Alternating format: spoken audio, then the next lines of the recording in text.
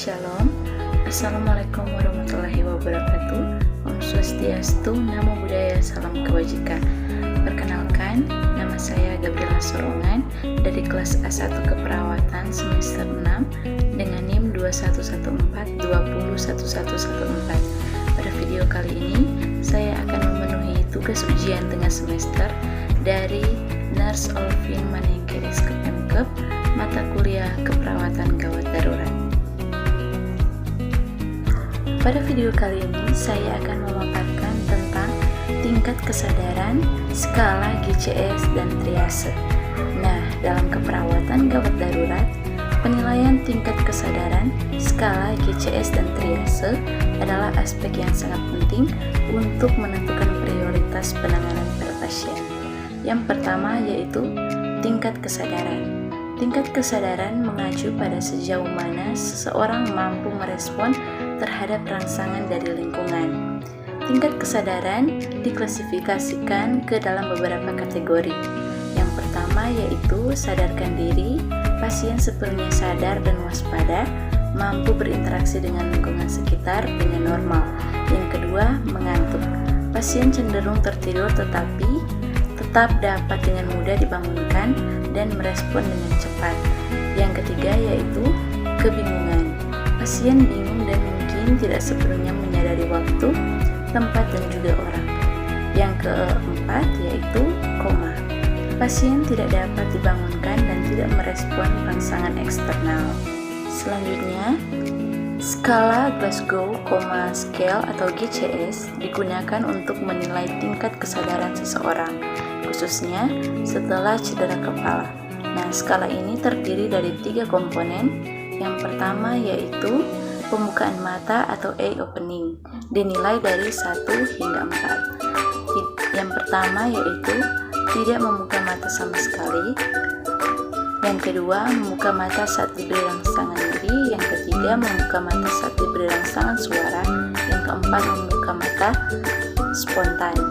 Dan yang selanjutnya yaitu respon verbal atau verbal response, dinilai dari 1 hingga 5. Yang pertama, tidak ada respon verbal. Yang kedua, suara tanpa kata yang dapat dimengerti. Yang ketiga, mengucapkan kata-kata tapi tidak masuk akal. Yang keempat, bingung tapi berbicara dengan jelas. Dan yang kelima, berorientasi dengan baik. Selanjutnya yaitu respon motorik atau motorik respon, dinilai dari 1 hingga 6. Yang pertama yaitu tidak ada respon motorik. Yang kedua, ekstensi abnormal atau postur deserbrasi. Yang ketiga, fleksi abnormal atau postur dekortikasi. Yang keempat, menarik diri dari rangsangan nyeri. Yang kelima, menggerakkan anggota badan sebagai respons terhadap rangsangan nyeri. Yang keenam, mengikuti perintah. Nah, yang selanjutnya, total skor GCS berkisar antara 3 hingga 15. Dengan skor lebih rendah menunjukkan tingkat kesadaran yang lebih buruk. Interpretasi skornya yaitu 13-15 merupakan cedera otak ringan, 9-12 merupakan cedera otak sedang, 3-8 yaitu cedera otak berat. Penilaian GCS dilakukan secara berulang untuk memantau perkembangan kondisi pasien. Dalam perubahan GCS dapat memberikan indikasi penting tentang perbaikan atau perburukan kondisi neurologis pasien. Selanjutnya ada sistem triase. Triase adalah proses penilaian dan pengkategorian pasien berdasarkan tingkat keparahan kondisi untuk menentukan prioritas keperawatan medis. Triase juga sering digunakan dalam situasi darurat seperti bencana alam, kecelakaan massal, atau dalam ruang gawat darurat. Sistem ini menggunakan kode warna untuk mengklasifikasikan pasien. Yang pertama, warna merah, yaitu pasien dengan kondisi kritis yang mengancam nyawa dan membutuhkan intervensi medis segera untuk bertahan hidup. Contohnya, cedera pada kepala yang parah, perdarahan hebat, dan gagal nafas.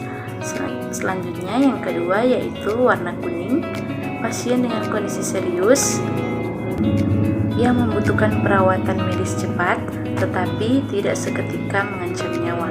Mereka bisa menunggu beberapa waktu tanpa risiko besar, contohnya patah tulang besar, luka sedang yang memerlukan penjahitan. Dan yang ketiga yaitu warna hijau. Pasien dengan luka ringan atau kondisi yang tidak mengancam nyawa, mereka bisa menunggu lebih lama untuk perawatan, contohnya luka kecil dan luka bakar ringan. Dan yang keempat yaitu warna hitam. Pasien dengan cedera atau kondisi yang sangat parah sehingga peluang untuk bertahan hidup sangat kecil atau tidak ada.